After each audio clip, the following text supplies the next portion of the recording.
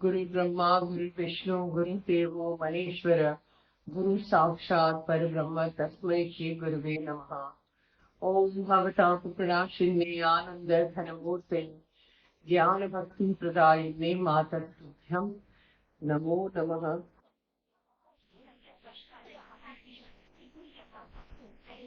आगे कहते हैं, एक शंखचूड़ी इस नानी को बहुत पसंद आई, खरीद के लाई,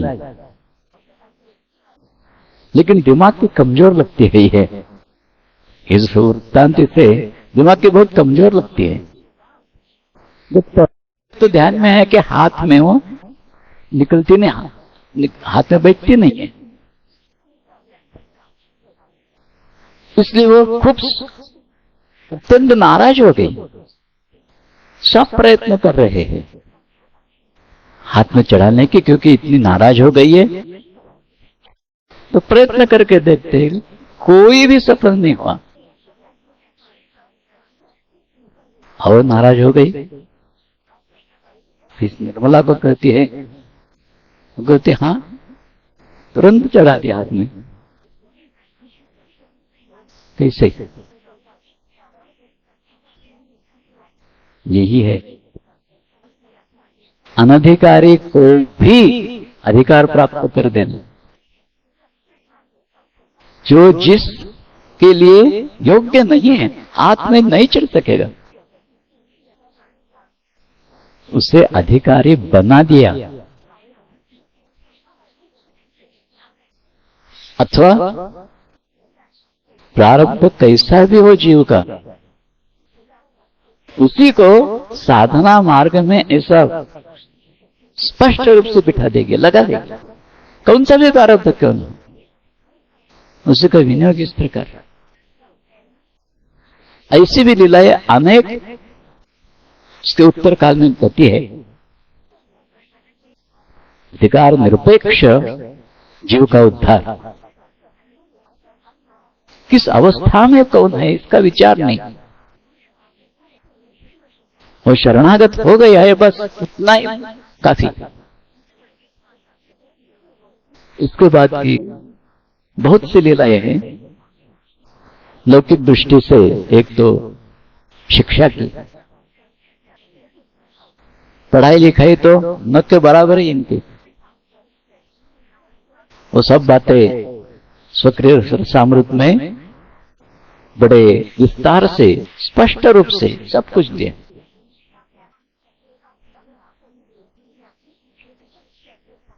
यहां एक बात ध्यान देने लायक है, पढ़ाई लिखाई ठीक से हो ही नहीं है, न के बराबर है, ऐसा सोचते हैं। उत्तरायशी में बात देखते हैं, इनसे बड़ा पंडित कोई नहीं। इस बात का शायद आपको पता नहीं होगा, लेकिन उनके वचन जो है, उन वचनों का अर्थ अगर लगाते रहेंगे तो इतनी बात ध्यान में आती है कि सब श्रुति स्मृतियों से, सब पुराण ग्रंथों से, सबके साथ पूरा मेल खाते। और जहां जिसका निर्देश श्रुति नहीं कर पाई है, वो भी कभी कभी निर्देश कर जाती है, अत्यंतिक समन्वय कर सकती है। बड़े बड़े विद्वान भी जहां उनकी बुद्धि काम नहीं करती, समझ नहीं पाते यहां समन्वय कैसा करना है, शास्त्र के वचन ही जब एक दूसरे से उलट रखते हैं, तो वहां बड़े अच्छे ढंग से समन्वय माने किया है। न समय तो अपने पास नहीं रहेगा, नहीं तो ये भी अत्यंत दिव्य भाग है माते लीला का। विभिन्न प्रकार के मतांतरों में समन्वय, जो एक दूसरे से कभी भी मिलेगा नहीं, परस्पर विरुद्ध लगेगा मत, लेकिन मां ने उनसे समन्वय करके दिखाए, उनके वाणी में है सब ये।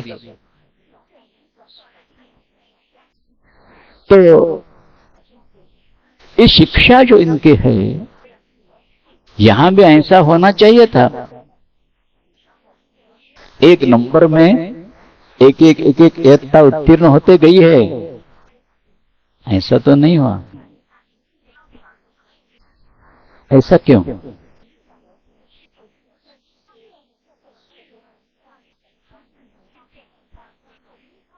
मां का एक वचन है जो आवश्यक इस शरीर के बारे में अपने आप होता गया है। जो आवश्यक, ये बात ध्यान में रखना।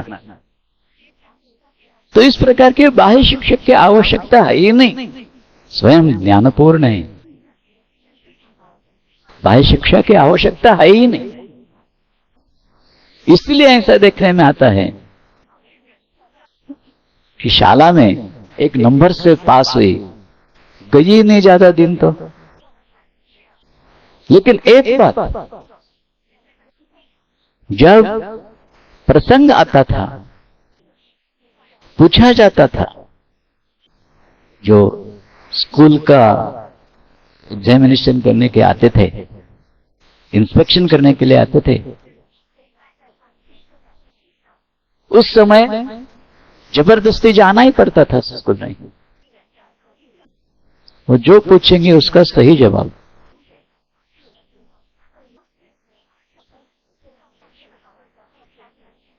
कोई चमत्कार की दृष्टि से हम इसकी तरफ देखते हैं। स्कूल जाते समय जैसे जो पन्ना खोला, जो पढ़ा, उसी में से सवाल पूछा गया तो जवाब दे दिया फिर से।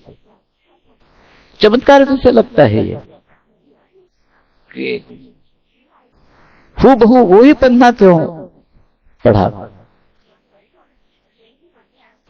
आगे भी देखते हैं कि इस प्रकार कई बातें देखते हैं, लेकिन ये हुआ कैसे है?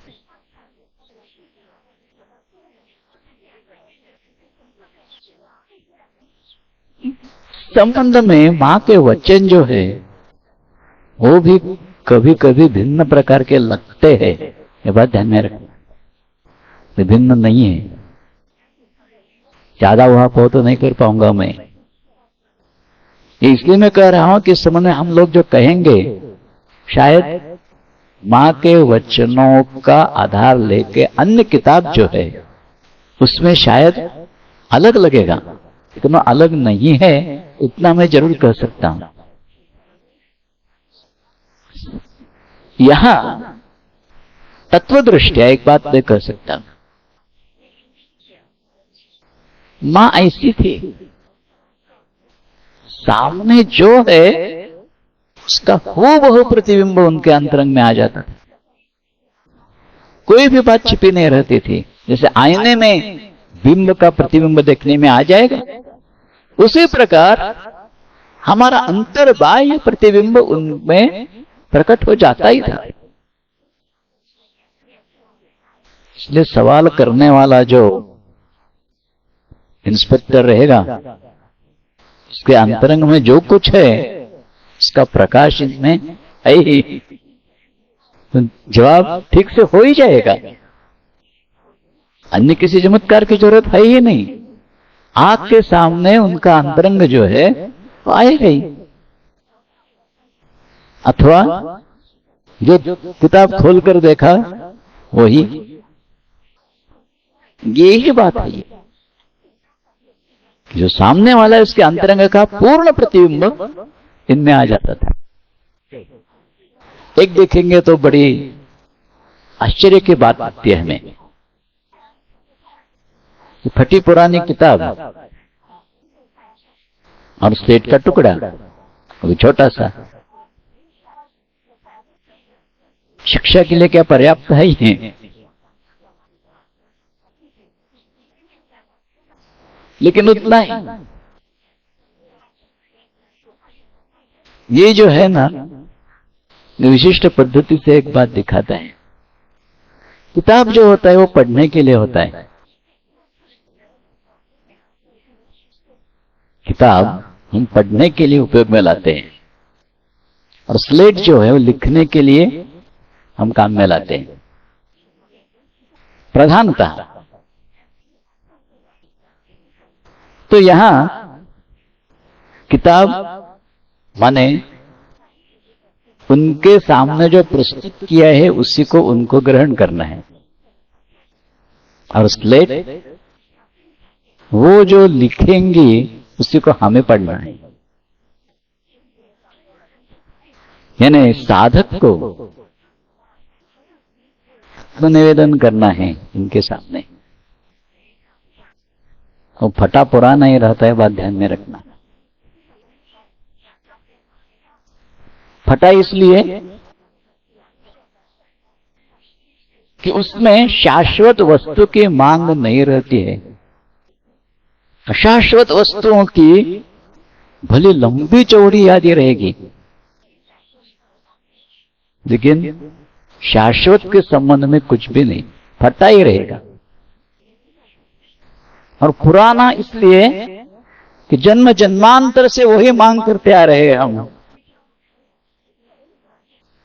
इसलिए पुराना भी है ये किताब। लेकिन दयान्वित होकर वो जो देगी वो ग्रहण करने की भी क्षमता हमें नहीं है। इसलिए इस स्लेट का टुकड़ा भी ऐसा है कि 2 लाइनें जास्त लिखी जाती है उसके ऊपर। लिखने की क्षमता है, इच्छा है, फिर भी लिख नहीं सकेंगे।